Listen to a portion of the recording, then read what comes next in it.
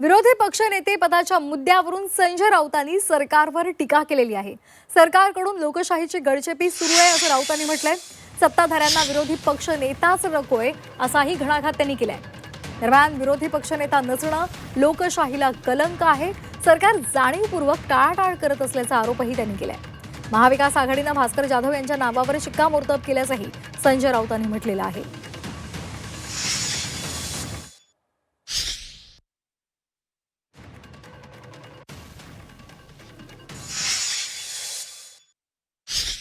राज्याला विरोधी पक्षनेता नाही, दोन्ही सभागृहात,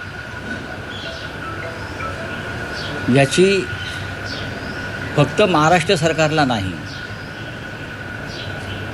तर देशाच्या सरकारला सुद्धा त्या संदर्भात लाज वाटली पाहिजे।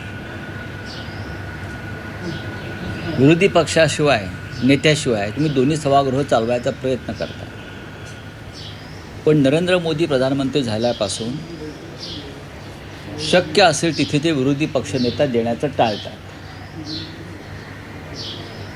राहुल गांधी यांना तर आज ते विरोधी पक्षनेते आहेत लोकसभेत, पण त्यांना लोकसभेतूनच कायम ते बाहेर काढण्याचं कारस्थान सुरू आहे।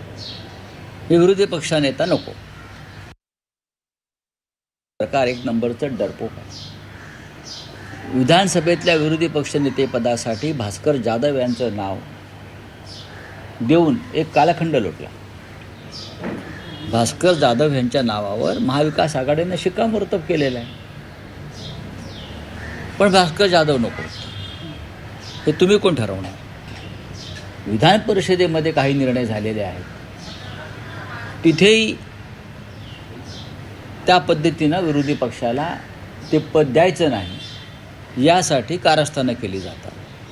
हे महाराष्ट्राच्या ज्या मातीतून डॉक्टर आंबेडकर यांनी संविधान निर्माण केलं, त्या राज्यामध्ये लोकशाहीची अशी गळचेपी आणि हत्या होत असेल